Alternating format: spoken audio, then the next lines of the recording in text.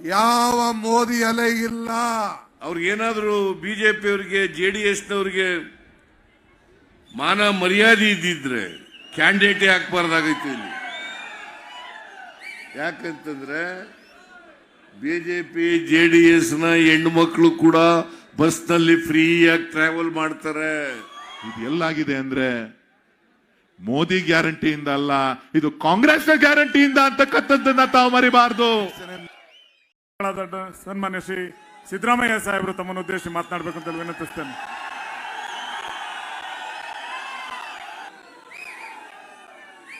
ಸರ್ಕಾರದ ಉಪಮುಖ್ಯಮಂತ್ರಿಗಳಾದಂಥ ಪ್ರದೇಶ ಕಾಂಗ್ರೆಸ್ ಸಮಿತಿಯ ಅಧ್ಯಕ್ಷರು ಆದಂಥ ಶ್ರೀ DK ಶಿವಕುಮಾರ್ ಅವರ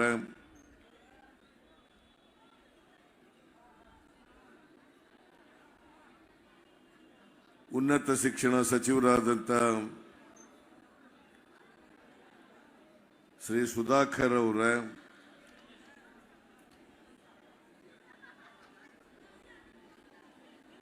ರಾಮನಗರ ವಿಧಾನಸಭಾ ಕ್ಷೇತ್ರದ ಶಾಸಕರಾದಂಥ ಇಕ್ಬಾಲ್ ಅವರ ಅಖಿಲ ಭಾರತ ಯುವ ಕಾಂಗ್ರೆಸ್ಸಿನ ಅಧ್ಯಕ್ಷರಾದಂಥ ಶ್ರೀ ಶ್ರೀನಿವಾಸ್ ಅವರ ಸಚಿವರಾದಂಥ ಮಂಕಾಳ್ ವೈದ್ಯ ಅವರು ಉತ್ತರ ಕನ್ನಡ ಜಿಲ್ಲೆಯವರು. ಪರಿಚಯ ಇದೆಯಾ ನಿಮಗೆಲ್ಲ? ಮೀನುಗಾರಿಕೆ ಮತ್ತು ಬಂದರು ಸಚಿವರು, ಮಾಜಿ ಶಾಸಕರಾದಂಥ ಧ್ವನಿ ಮೀಡಿಯಾ ಸುದ್ದಿ ಮಾಧ್ಯಮಕ್ಕೆ ಸ್ವಾಗತ. ಬೆಂಗಳೂರು ಗ್ರಾಮಾಂತರ ಲೋಕಸಭೆ ಕ್ಷೇತ್ರದ ಅಭ್ಯರ್ಥಿ DK ಸುರೇಶ್ ಅವರ ನಾಮಾವಳಿಯನ್ನು ಸಲ್ಲಿಸುವ ಕಾರ್ಯಕ್ರಮ ಮುಂದುವರಿಸಲಾಗಿದೆ. ಸನ್ಮಾನ್ಯ ಮುಖ್ಯಮಂತ್ರಿ ಸಿದ್ದರಾಮಯ್ಯನವರು ಅಭ್ಯರ್ಥಿಯ ಪರವಾಗಿ ಬೃಹತ್ ಬಹಿರಂಗ ಸಭೆಯನ್ನು ಉದ್ದೇಶಿಸಿ ಮಾತನಾಡಿದರು. ಬೆಂಗಳೂರು ಗ್ರಾಮಾಂತರ ಲೋಕಸಭಾ ಕ್ಷೇತ್ರದಲ್ಲಿ DK ಸುರೇಶ್ ಅವರು 100ಕ್ಕೆ 100 ಈ ಬಾರಿಯೂ ಗೆಲ್ಲಲಿದ್ದಾರೆ. ಪ್ರತಿನಿತ್ಯವೂ ನನಗೆ ಮಾಹಿತಿ ಬರುತ್ತಿದೆ, ಸುರೇಶ್ ಅವರು ಈ ಬಾರಿಯೂ 100ಕ್ಕೆ 100 ಗೆಲ್ಲಲಿದ್ದಾರೆ. DK ಸುರೇಶ್ ಕ್ಷೇತ್ರದ ಅಭಿವೃದ್ಧಿಗೆ ಮತ್ತು ಜಿಲ್ಲೆಯ ಪ್ರಗತಿಗೆ ನಿರಂತರವಾಗಿ ದುಡಿಯುತ್ತಾರೆ. ನಮ್ಮ ಸರ್ಕಾರ ಬಂದ ದಿನದಿಂದಲೇ ನಾವು ಹೇಳಿದ ಮಾತನ್ನು ನೆರವೇರಿಸುವ ಕೆಲಸ ಶುರು ಮಾಡಿದೆವು. 8 ತಿಂಗಳಲ್ಲಿ 5 ಗ್ಯಾರಂಟಿಗಳನ್ನು ಜಾರಿಗೆ ತಂದಿದ್ದೇವೆ. ಬಿಜೆಪಿ ಇವತ್ತಿನವರೆಗೂ ಕೊಟ್ಟ ಮಾತಿನಲ್ಲಿ ಒಂದು ವಿಷಯವನ್ನೂ ಸಾಧಿಸಿಲ್ಲ. ಆದ್ದರಿಂದ ಬಿಜೆಪಿಗೆ ಮತ ಹಾಕಿದರೆ ಏನು ಪ್ರಯೋಜನ ಎಂದು ಪ್ರಶ್ನಿಸಿಕೊಳ್ಳಿ. ಬಿಜೆಪಿ ಕರ್ನಾಟಕ ಸರ್ಕಾರ ಇದ್ದಾಗಲೂ ನೀವು ತೆರಿಗೆ ಕಟ್ಟಿದ್ದೀರಿ, ಆದರೆ ಬಿಜೆಪಿ ನಿಮ್ಮ ತೆರಿಗೆ ಹಣವನ್ನು ನಿಮ್ಗಾಗಿ ಖರ್ಚು ಮಾಡಲಿಲ್ಲ. ಡೀಸೆಲ್, ಪೆಟ್ರೋಲ್, ಗ್ಯಾಸ್, ರಸಗೊಬ್ಬರ ಬೆಲೆಯನ್ನು ಅತಿಶಯವಾಗಿ ಹೆಚ್ಚಿಸಿದ್ದಾರೆ. ಕಾಂಗ್ರೆಸ್ ಅಂದರೆ ಬಡವರ ಮತ್ತು ಮಧ್ಯಮ ವರ್ಗದವರ ಪಕ್ಷದಲ್ಲಿ ಕೆಲಸ ಮಾಡುವ ಪಕ್ಷ. ಈ ಎಲ್ಲಾ ಕಾರಣಗಳಿಂದ ಜನರ ನಡುವೆ ನಿಂತು ಜನರ ದಿನನಿತ್ಯದ ಕಷ್ಟ ಮತ್ತು ಸುಖಗಳಿಗೆ ಸ್ಪಂದಿಸುವ DK ಸುರೇಶ್ ಅವಶ್ಯಕವಾಗಿದ್ದಾರೆ. DK ಸುರೇಶ್ ಅವರನ್ನು ಜನ ಗೆಲ್ಲಿಸುವ ತೀರ್ಮಾನಿಸಿದ್ದಾರೆ ಎಂದು ಮಾತನಾಡಿದರು. ವೇದಿಕೆಯ ಮೇಲೆ ಉಪಮುಖ್ಯಮಂತ್ರಿ DK ಶಿವಕುಮಾರ್ ನವರು, ಸಾರಿಗೆ ಸಚಿವರು ರಾಮಲಿಂಗಯ್ಯ ರೆಡ್ಡಿ ಮತ್ತು ಕಾಂಗ್ರೆಸ್ ಪಕ್ಷದ ಶಾಸಕರು, ಸದಸ್ಯರು ಭಾಗವಹಿಸಿದ್ದರು. ನಿಮ್ಮ ಅಭಿಪ್ರಾಯಗಳನ್ನು ಕಾಮೆಂಟ್ ಬಾಕ್ಸ್ನಲ್ಲಿ ತಿಳಿಸಿ ಮತ್ತು ಧ್ವನಿ ಮೀಡಿಯಾ ಸುದ್ದಿ ಮಾಧ್ಯಮವನ್ನು ಸಬ್ಸ್ಕ್ರೈಬ್ ಮಾಡಿಕೊಳ್ಳಿ. ವಂದನೆಗಳು.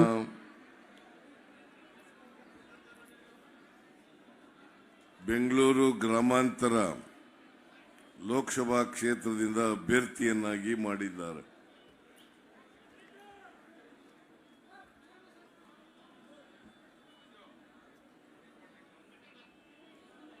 ಈಗಾಗಲೇ DK ಸುರೇಶ್ ಅವರು DK ಶಿವಕುಮಾರ್ ಅವರು ಹೇಳಿದಂತೆ DK ಸುರೇಶ್ ಅವರು ಬಹಳ ಕ್ರಿಯಾಶೀಲ ರಾಜಕಾರಣಿ.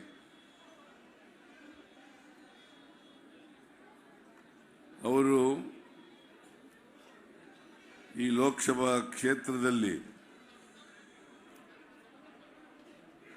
ಮನೆ ಮನೆಗೆ ಗೊತ್ತಿರತಕ್ಕಂಥ ವ್ಯಕ್ತಿ. ಕಾರಣ ಯಾಕಪ್ಪ ಅಂತಂದ್ರೆ ಅವರು ಲೋಕಸಭಾ ಸದಸ್ಯರಾದರೂ ಕೂಡ ಸಾಮಾನ್ಯ ಕಾರ್ಯಕರ್ತರಂತೆ ಜನಸಂಪರ್ಕವನ್ನು ಹೊಂದಿರತಕ್ಕಂಥ ವ್ಯಕ್ತಿ. ಜೊತೆಗೆ ಈ ಕ್ಷೇತ್ರದ ಸರ್ವತೋಮುಖ ಅಭಿವೃದ್ಧಿಗೆ ಹಗಲು ಇರುಳು ದುಡಿತಕ್ಕಂಥ ವ್ಯಕ್ತಿ. ಅಂತ ವ್ಯಕ್ತಿಯನ್ನ ಕಾಂಗ್ರೆಸ್ ಪಕ್ಷ ಮತ್ತೆ ಅವ್ರನ್ನ ಅಭ್ಯರ್ಥಿಯನ್ನಾಗಿ ಮಾಡಿದೆ. ನಿಮ್ಮೆಲ್ಲರ ಸೌಭಾಗ್ಯ ಇದು. ಡಿ.ಕೆ. ಸುರೇಶ್ ಅಂತವರನ್ನ ನಿಮ್ಮ ಪ್ರತಿನಿಧಿಯಾಗಿ ಲೋಕಸಭೆಗೆ ಕಳಿಸ್ತಕ್ಕಂಥದ್ದು ನಿಮ್ಮ ಸೌಭಾಗ್ಯ. ಇಂಥ ವ್ಯಕ್ತಿಗಳು ಲೋಕಸಭೆಗೆ ಹೋದ್ರೆ ನಿಮ್ಮ ಧ್ವನಿಯಾಗಿ ಅವರು ಕೆಲಸವನ್ನ ಮಾಡ್ತಾರೆ. ಇದನ್ನ ನೀವೆಲ್ಲರೂ ಕೂಡ ಅರ್ಥ ಮಾಡ್ಕೊಂಡಿದ್ದೀರಿ ಅಂತಕ್ಕಂಥದ್ದು ನನ್ನ ಭಾವನೆ.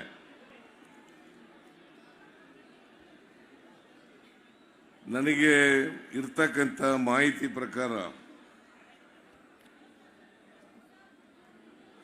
ಡಿ.ಕೆ. ಸುರೇಶ್ ಅವರು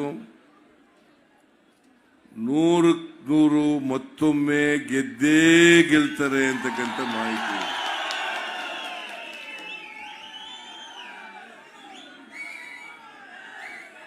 ನಾನು ಮುಖ್ಯಮಂತ್ರಿಯಾಗಿ ಈ ಮಾತನ್ನ ಹೇಳ್ತಾ ಇದ್ದೇನೆ. ಪ್ರತಿನಿತ್ಯ ನನಗೆ ಇನ್ಫಾರ್ಮೇಶನ್ ಸಿಗ್ತದೆ. ಅದರ ಆಧಾರದ ಮೇಲೆ ಬಿಜೆಪಿ ಜೆಡಿಎಸ್ ಒಗ್ಗಟ್ಟಾಗಿ ಕೆಲಸ ಮಾಡಿದ್ರೂ ಕೂಡ ಈ ಕ್ಷೇತ್ರದ ಜನರು ಡಿ.ಕೆ. ಸುರೇಶ್ ಅವರಿಗೆ ಆಶೀರ್ವಾದ ಮಾಡೇ ಮಾಡ್ತಾರೆ ಅಂತಕ್ಕಂಥ ವಿಶ್ವಾಸ ಇದೆ.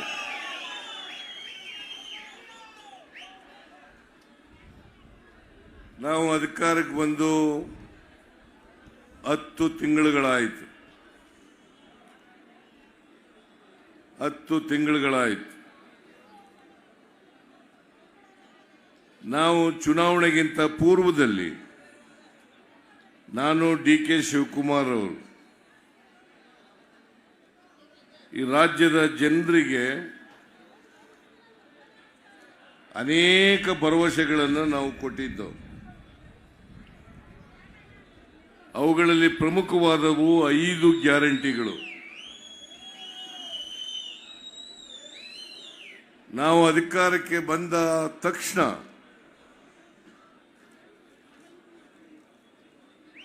ಆ 5 ಗ್ಯಾರಂಟಿಗಳನ್ನು ಜಾರಿಗೆ ಕೊಡ್ತೇವೆ. ಅವಕ್ಕೆ ಎಷ್ಟೇ ದುಡ್ಡು ಖರ್ಚಾದರೂ ಕೂಡ ಜಾರಿಗೆ ಕೊಡ್ತೇವೆ. ಬಿಜೆಪಿಯವರು ಅಪಹಾಸ್ಯವನ್ನು ಮಾಡಿದ್ರು. ಈ ಗ್ಯಾರಂಟಿಗಳನ್ನು ಜಾರಿ ಕೊಡ್ಲಿಕ್ಕೆ ಸಾಧ್ಯ ಆಗಲ್ಲ. ಒಂದು ವೇಳೆ ಕೊಟ್ರೆ ರಾಜ್ಯದ ಖಜಾನೆ ಖಾಲಿ ಆಗ್ಬಿಡ್ತದೆ. ಅಭಿವೃದ್ಧಿ ಕೆಲಸಗಳಿಗೆ ದುಡ್ಡಿಲ್ಲದಾಗ ಆಗ್ತದೆ.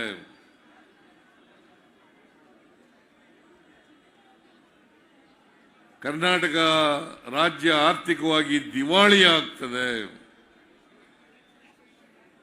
ಹೀಗೆ ನಮ್ಮ ಮೇಲೆ ಟೀಕೆಗಳನ್ನ ಈ ಗ್ಯಾರಂಟಿಗಳನ್ನ ಮಾಡಿದ ಮೇಲೆ ಮಾಡಿದ್ರು. ನಾವು ಯಾವ ಟೀಕೆಗಳಿಗೂ ಕೂಡ ವಿಚಲಿತರಾಗಲಿಲ್ಲ.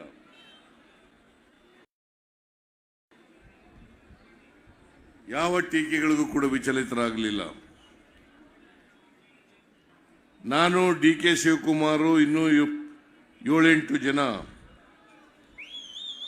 ಮೇ 20ನೇ ತಾರೀಕು 2023 ಪ್ರಮಾಣ ವಚನ ಸ್ವೀಕಾರ ಮಾಡಿದ್ರು. ನೇರವಾಗಿ ಕಂಠೀರವ ಸ್ಟೇಡಿಯಂನಿಂದ ಕ್ಯಾಬಿನೆಟ್ ಹಾಲ್ಗೆ ಹೋಗಿ ಅವತ್ತೇ ತೀರ್ಮಾನ ಮಾಡೋದು 5 ಗ್ಯಾರಂಟಿಗಳನ್ನು ಜಾರಿ ಕೊಡಬೇಕು ಅಂತೇಳಿ ಆದೇಶವನ್ನು ಮಾಡಿದ್ರು.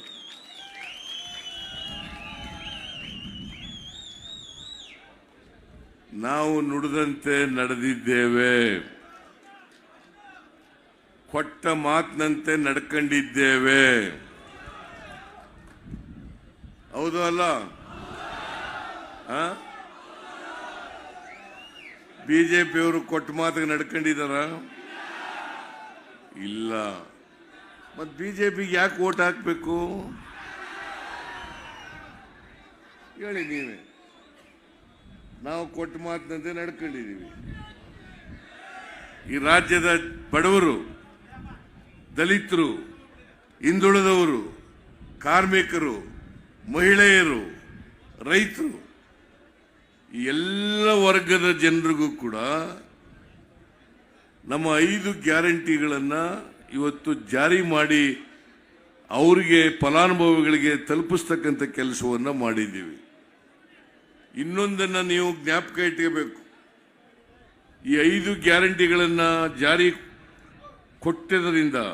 ಕೊಟ್ಟಿರುವಾಗ ಯಾರು ಮಧ್ಯವರ್ತಿಗಳಿಲ್ಲ, ಒಬ್ರು ಮಧ್ಯವರ್ತಿಗಳಿಲ್ಲ. ನೇರವಾಗಿ ಫಲಾನುಭವಿಗಳ ಅಕೌಂಟ್ಗಳಿಗೆ ಹಣವನ್ನು ತಲುಪಿಸ್ತಕ್ಕಂಥ ಕೆಲಸವನ್ನು ನಾವು ಮಾಡ್ತಾ ಇದ್ದೇವೆ. ಹೌದಲ್ಲ?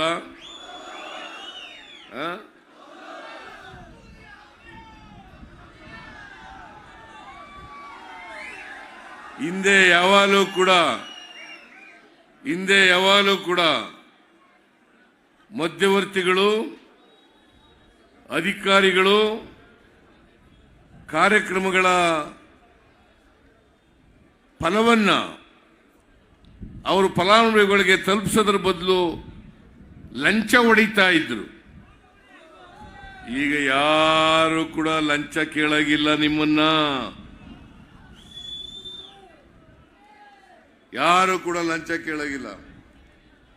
ಈಗ ಶಕ್ತಿ ಯೋಜನೆ ಕಾರ್ಯಕ್ರಮ ಪ್ರತಿನಿತ್ಯ 50 ರಿಂದ 60 ಲಕ್ಷ ಮಹಿಳೆಯರು ಸರ್ಕಾರಿ ಬಸ್ಸುಗಳಲ್ಲಿ ಫ್ರೀಯಾಗಿ ಪ್ರಯಾಣ ಮಾಡ್ತಾರೆ. ನೀವು ಪ್ರಯಾಣ ಮಾಡ್ತಾ ಇದ್ದೀರಾ ಇಲ್ಲ? ಮಾಡ್ತಾ ಇದ್ದೀರಾ ಇಲ್ವ? ನಮ್ಮ ಬಿಜೆಪಿಯವರು ಮಾಡಿದ್ರಾ? ಬಿಜೆಪಿಯವರು ಮಾಡಿದ್ರಾ? ಮಾಡಿರಲಿಲ್ಲ. 50-60 ಲಕ್ಷ ಮಹಿಳೆಯರು ಉಚಿತವಾಗಿ ಪ್ರಯಾಣ ಸರ್ಕಾರಿ ಬಸ್ಗಳಲ್ಲಿ. ಯಾವುದೇ ಜಾತಿ, ಯಾವುದೇ ಧರ್ಮ, ಯಾವುದೇ ಪಕ್ಷ ಎಲ್ಲಿಗೆ ಸೇರಿದ್ರು ಕೂಡ, ಅವರು ಯಾವುದೇ ಧರ್ಮಕ್ಕೆ ಸೇರಿರಲಿ, ಜಾತಿಗೆ ಸೇರಿರಲಿ, ಯಾವುದೇ ಪಕ್ಷಕ್ಕೆ ಸೇರಿರಲಿ, ಎಲ್ಲ ಹೆಣ್ಣುಮಕ್ಕಳುಗಳು ಕೂಡ ಫ್ರೀಯಾಗಿ ಟ್ರಾವೆಲ್ ಮಾಡಬಹುದು.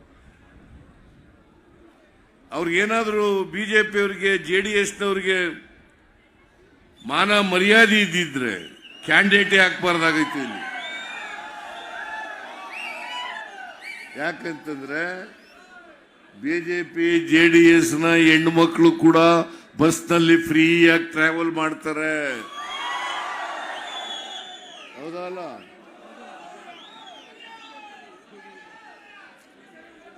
ಬಿಜೆಪಿಯ ಹೆಣ್ಮಕ್ಳು, JDSನ ಹೆಣ್ಮಕ್ಳು ಅವರು ಕೂಡ ಫ್ರೀಯಾಗಿ ಟ್ರಾವೆಲ್ ಮಾಡುತ್ತಾರೆ.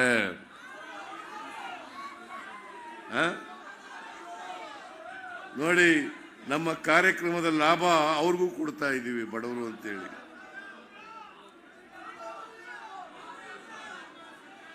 ನಾವು ಅಧಿಕಾರಕ್ಕೆ ಬಂದ 20ನೇ ತಾರೀಕು ಅಧಿಕಾರಕ್ಕೆ ಬಂದದ್ದು.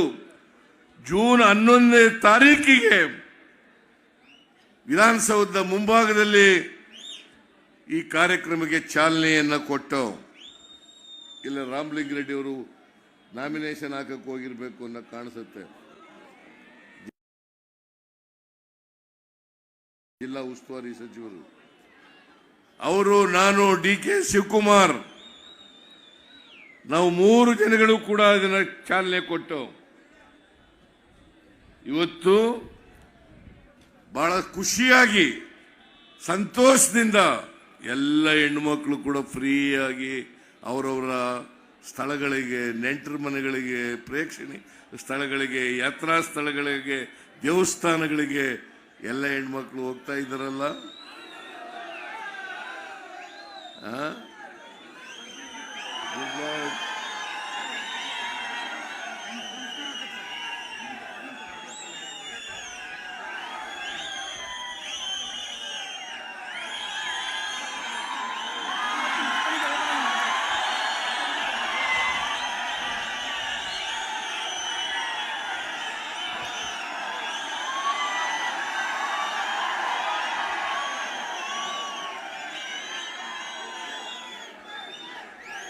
DK ಸುರೇಶ್,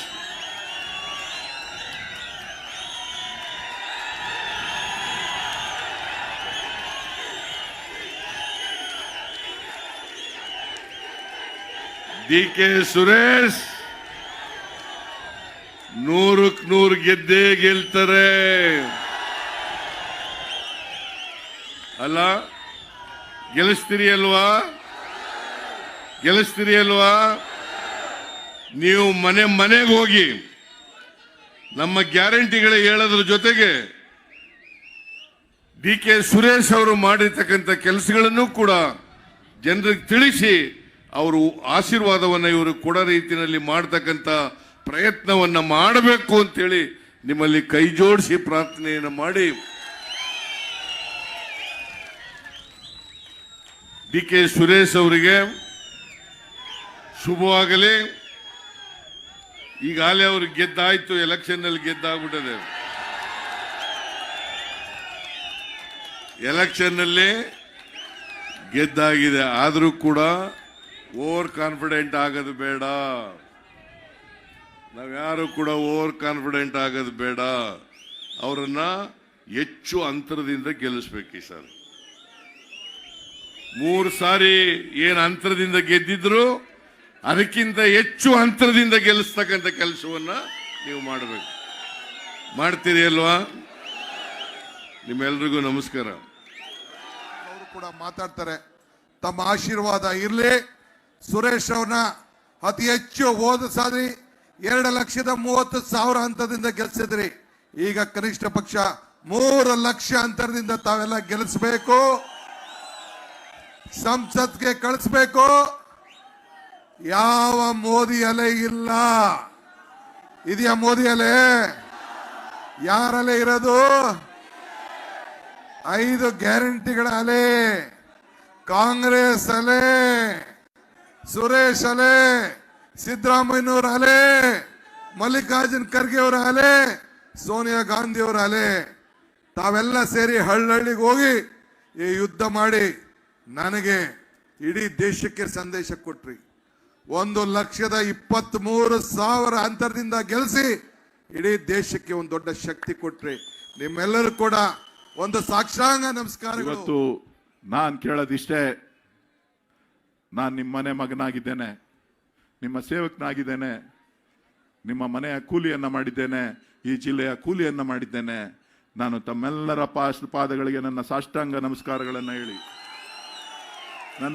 ನಿಮ್ಮೆಲ್ಲರ ಪಾದಗಳಿಗೆ ನನ್ನ ಸಾಷ್ಟಾಂಗ ನಮಸ್ಕಾರಗಳನ್ನು ಹೇಳಿ ನಾನು ನಿಮ್ಗೆ ಕೇಳ್ತಾ ಇರೋದು ಇಷ್ಟೇ. ನಾನು ಕಳೆದ 10 ವರ್ಷ 8 ತಿಂಗಳ ಕಾಲ ಏನು ಪ್ರಾಮಾಣಿಕವಾಗಿ ಸೇವೆಯನ್ನು ಮಾಡಿದ್ದೇನೆ, ನಿಸ್ವಾರ್ಥದಿಂದ ಸೇವೆಯನ್ನ ಮಾಡಿದ್ದೇನೆ, ಪಕ್ಷಾತೀತವಾಗಿ ಸೇವೆಯನ್ನ ಮಾಡಿದ್ದೇನೆ, ಜಾತ್ಯತೀತವಾಗಿ ಸೇವೆಯನ್ನ ಮಾಡಿದ್ದೇನೆ.